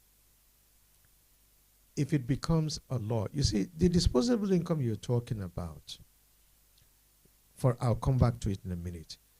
Why would I build a hospital, for example, if I know that 70% of the people that would come in may never pay? I won't go into it.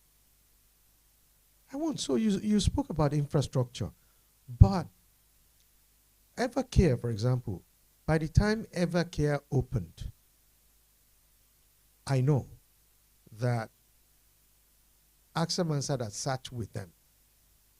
They consulted, and AXA Mansard Health, sat with them, said, okay, what's your business model? Your break-even is this. This is what you expect in your first year and in your second year. Okay, you know what? I will include you as one of our hospitals, and given your location and blah, blah, blah, and all of this, I will guarantee you business that will meet that first 2 years target. So for AXA Mansard, and I really do believe this, if we left it to health insurance companies, they will partner hospitals, and I believe in primary healthcare, by the way. They will partner hospitals. They will partner state governments to redevelop the primary healthcare centers into proper or better healthcare centers. Okay? In exchange, let the state government give them the business of health insurance for public employees, just for public employees. Because it will give them the critical mass with which to then run. And the state government will say, look, in exchange, Joe, by the time I start giving you 10 billion a year, I want this number of primary health centers, or at 15 billion, I want this hospital. It will be a deal. It will be done, because at the end of the day, especially now with the cost, you mentioned disposable income. How can you not have disposable income for your health? It can wipe out your savings with one sickness. So if people understood and appreciated better. Look, I'm waiting for the day someone will sit down with MC Oluomo and URTW and say, you know what, all your members, give them health insurance. And URTW is a 300 billion a year enterprise. Lagos State has woven itself into it. 300 billion, extortion, pure extortion. So we are even institutionalizing it, because Lagos State has woven itself into it. It collects a certain percentage. Why can't they give their people health insurance? Do you know, even if I, as critical as I get, if I took over Lagos State as governor today, I would have to leave those guys in place for the next 3 years to unwind them. Otherwise, you will demobilize 500,000 people that are ready to die, let alone kill. So it still comes down to getting that health insurance scheme up. It is one way that we can have more hospitals and better equipped health centers. And I can say this because we worked with Jide Idris when he was Commissioner for Health in Lagos. And at the end of the day, as hard as he tried, once the civil servants saw the quantum of money, they said, no, Lagos State must manage it. So the state now became its own insurance. Okay, fine, if you can better manage it. But what they then presented, privately I was told that, look, this thing would not work. It will grind to a halt in 5 years. And my guy then at AXA Mansard said, sir, let us get it off the ground. By the time it looks like it's going to fail, maybe then they will allow a more liberal regime. So what Lagos State has pretty much, which other states are trying to do, is a state health insurance scheme. They will aggregate and then distribute to friendly HMOs to manage, and then you pay them administrative fee of 15%. It's fine for them. They have nothing invested. They'll take money and then you want them to manage for you. Okay, fine. But it won't work. Won't get care. You won't get the care long term anyway. Maybe 1-2 years, yeah. So it's what you're doing is great, and I think we managed to convince Jide then to invest in this. You see, healthcare centers or whatever they call them, primary healthcare. You see them, but it took like several meetings. I just took him up one night because he said, no, the health center must be able to do this. Some people will go to them antenatal, they will go and for deliveries in emergency, blah, blah, blah. How they eventually did, I don't know. But he was, because even fellow doctors that he trusted, they then took it up with him. And then one day I started seeing all these signs to health centers that they've upped. Yeah. Again, it comes down to governance. Thank you. Leadership. Thank you so much, sir. I am so grateful. Everybody, please give him a round of applause. That's all we have. Thank you so much. I'm so grateful, sir, for you taking the time to pass on your wisdom to the next generation. We pray that God will keep you for us and that we'll continue to be able to glean from your wisdom, sir. Thank you so much. Yes, yes, sir. And any final words for us as a final parting word for all of us that are here and even those that are watching? We didn't have any questions from the audience, so yeah. So, well, the only parting word is where we started. That is, it doesn't matter what the situation is at any one time. It's never easy. If it was easy, everybody would be doing it. The times are tough, but it brings out the toughness in each and every one of us. So don't join the chorus of condemnation. It's awful. Yes, but in there somewhere lie opportunities. And if you choose to look hard and, you know, you are innovative, so to say, yes, you'll come across something that would really deliver the value that you crave at the end of the day. And you have to be resilient. It's not going to be easy, but don't give up. Thank you so much, sir. We're so grateful.